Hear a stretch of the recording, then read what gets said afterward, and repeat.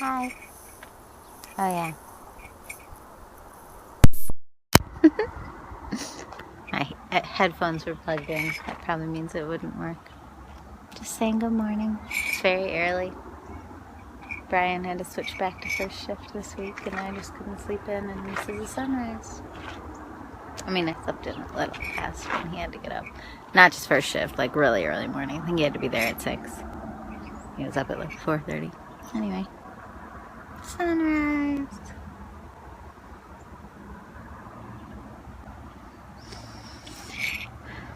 Just listening to the Make Believe album.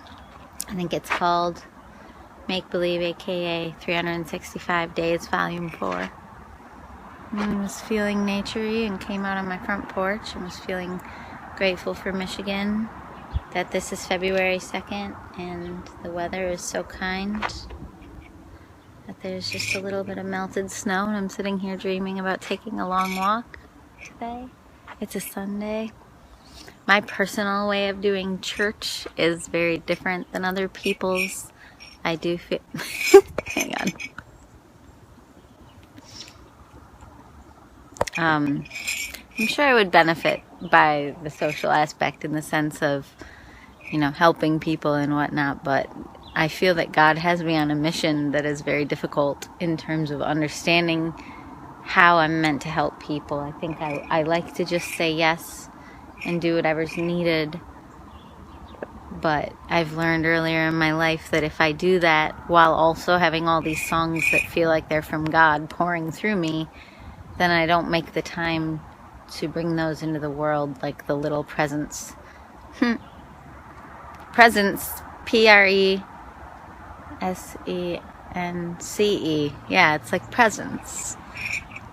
Like being present, you know? And I know it's just my experience and my moment of being present, but when I share them, I do feel like it becomes something someone else can experience presence through.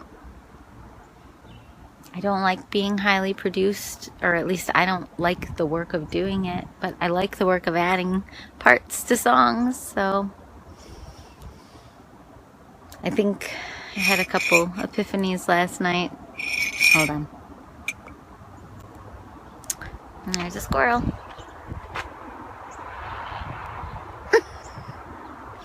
I had a couple epiphanies last night about how to best use my time and energy. Oh, there's a bird in the bush. Hi, buddy. Tour van. Oh boy, I don't know if we're gonna tour again. I would like to do one more tour with a tour van and then call it good. But even that one more tour feels like time, and life is kind of putting long pauses in between, and we had so many things fall apart this fall and winter so far. Buddy, it's a cardinal. He is bright red. Oh my gosh. You probably can't see that. Oh well. Hi, buddy. Oh, he's at the top. That is so cool. Oh my gosh, I know you can't see that. I kind of want to like stop the video so you can see.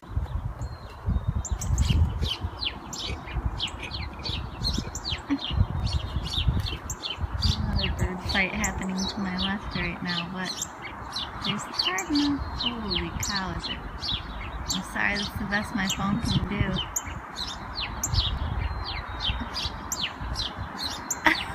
Okay, I feel like I should see what this other fight is. Hey guys, what's going on? Can you be friends? Yeah, can you guys be friends? Thank you. Okay, back to... I don't know if it's any more normal to watch a video of me talking, but I was about to say back to normalcy, but back to not meaning on bird fights. Okay, well, this morning is lovely. I do these for me. I know this isn't art.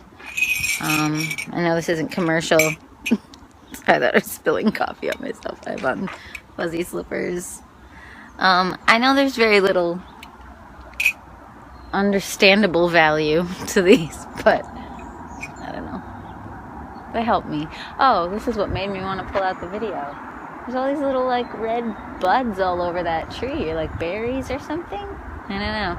And then the tree next to it had, like, little buds on it. And that one, it's like, has it been that warm that the trees are that confused? I don't know. One of my favorite things in the whole world is trees without leaves.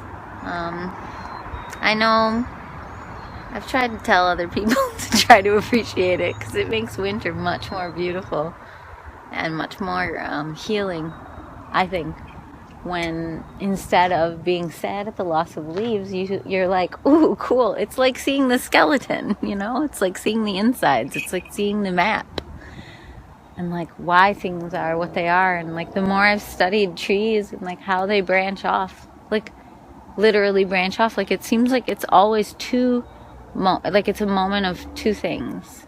It's a fork in the road, you know? And like, I'm sure other people have noticed this before, but I just noticed this. Like, when you're drawing a tree, you very rarely at the same point branch off like 3 or 4 or 5 times. Like you at one point branch off once, and then another point branch off. And they can be points that happen very close together, but yeah, like this one across the street, like the points are very close. Oh, hey, I can't point. The points are very close together that it's branching off, you know, like 5 times, but it's still just ever so slightly shifted. I don't know. Oh, that chimney's going. Sorry, that's really cute to me. You can't see any of this. I'm looking at the screen and I'm like, none of the details picking up. I guess that's what I get for making iPhone YouTube videos, but okay, now my hand's starting to get cold. I love that bird that's going, hang on, excuse me. Beep, beep. Beep, beep. Beep, beep. See, it wasn't me that time. Okay. I did always say I wanted to be Mr. Rogers for adults, but I just recently realized that that's too limiting because that made me start trying to like invent a Mr. Rogers style show. It was like I had made up like 6 different types of chapters, not just Mr. Rogers, like Sesame Street and Reading Rainbow and like all those shows that were kind of episodic and had like different moments that were different but the same in every episode and a theme song. And so I had dreamed all that up last year but had no time free because of all the challenges. And then I've been kind of chewing it around in my brain and I realized I think Mr. Rogers was just trendy for a while, but it's not just Mr. Rogers. It's like a Jim Henson love, and it's a, aw, bird is so great. I don't know. It's a lot of things. It's a lot of people who have inspired me. Dr. Seuss is probably a big one. It's just a episodic quality, and I don't know. I don't know if I'll do it because at this point, my 7 nieces and nephews are getting old. I mean, 1's still young. 2, I don't know. Maybe 2 or 3 are still at the ages of like kids' books. Everyone else is either on to chapter books or like getting ready for college. So like, I'm getting old. Like, well, my brother had kids young, but still, I just, and I didn't have kids. So, you know, it just seems so weird to like wait until they're all older. I guess I didn't wait. I did release kids' music, and then that fell apart because that was just somebody who I don't want anything to do with that person in my future reality. So I'm not gonna. Anyway, so I did try to do it while they were young, and I worked very hard on that. Gosh darn it, and it was cute. I worked very, very hard on that. That should be a lesson in, like, don't collaborate with people you love if you think there's any instability to it. That sounds terrible. But, or maybe just, like, let it be lighthearted because, I don't know. I took it seriously like a business with my very, very unstable ex. And, like, I did all this work on it like it was a business. Like, seriously invested time and money into it. Like, videos and stuffed animals and photo books and all these things, all these gifts for nieces and nephews, some before they were even old enough to know what the heck I was doing. I mean, like literally like 1 year old, and it's just like all those things were kind of wasted in hindsight. So because I brought my ex into it, if I had made it just me, then it would be no different than my old albums that I made in Chicago. It would be just another thing that I did. But instead, I very intentionally tried to, like, add value to his life.